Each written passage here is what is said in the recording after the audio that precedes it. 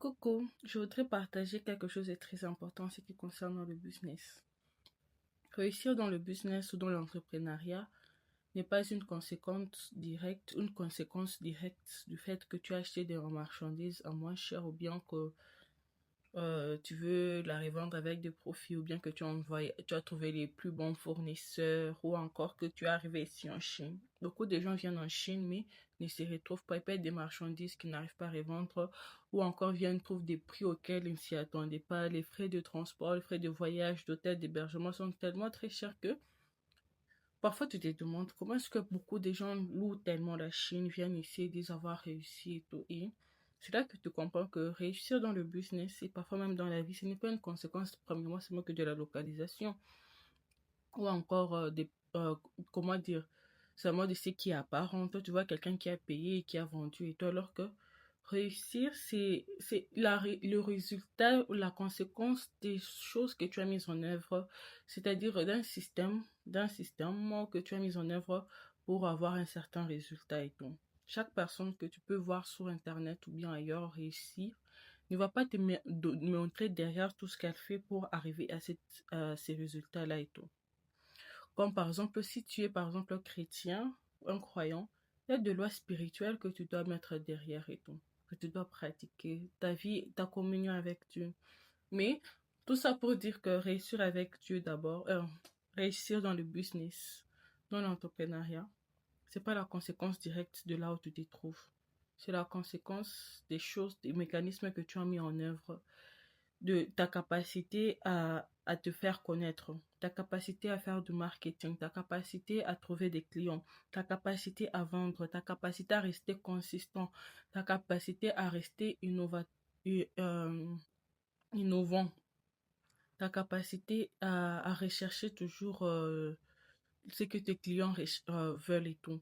Parce que si vous voyez les Chinois, un Chinois, souvent on se dit que non, ils sont en train de copier, mais comment se fait-il que malgré qu'ils copient, mais ils arrivent à avancer? C'est parce que ils ont cette capacité-là à s'adapter non seulement au marché, mais à dévancer un peu aussi le marché. C'est-à-dire quelque chose qui est créé au Nigeria, ils sont des gens au courant et ils vont faire la réplique ici. Quelque chose qui est créé ailleurs, ils sont en train d'attendre et tout. C'est cette capacité d'abord à dévancer dans le marché, aussi à penser même avant les clients et tout, à penser aussi aux futurs besoins du client. Quand vous voyez les Chinois et tout, leur façon de faire le marketing, leur façon d'approcher les gens et leur façon de créer certains produits qui se vendent sur le marché, ils sont en train de dévancer les besoins du client. Ils se disent que non, vu qu'on a créé des téléphones, sûrement que les gens ont besoin des écrans de protection. Ça, c'est un exemple. Les gens ont besoin des écrans de protection et tout. Vu qu'on a créé telle chose, on doit chercher un produit sera similaire et tout.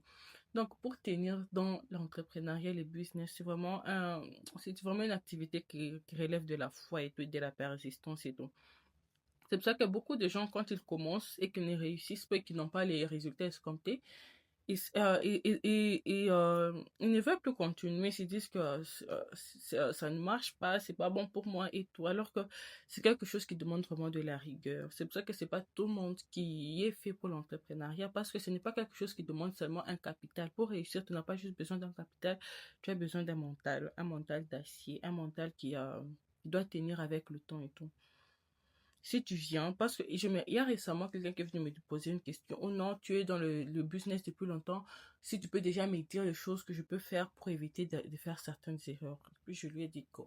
Je lui ai dit sincèrement que si tu t'attends à ce que tu vas commencer une activité, tu n'auras pas à faire d'erreurs, ne commence pas. Quelle que soit la route que je peux te donner, les erreurs que j'ai pu commettre, si tu t'attends à avoir une activité qui va être une ligne droite, ne commence pas et tout. Si tu t'attends à ce que les clients seront toujours polis ou bien de bonne humeur ou bien gentils avec toi, encore courtois, ne commence pas. Si tu t'attends à ce que les choses vont se passer toujours comme tu l'as voulu, parce que tu travailles avec des humains, les humains sont imparfaits.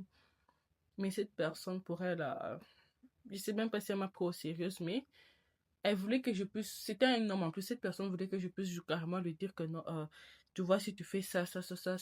Donc je lui ai dit, tu me donnes une situation improbable, comment prédire que tu ne vas pas faire des erreurs?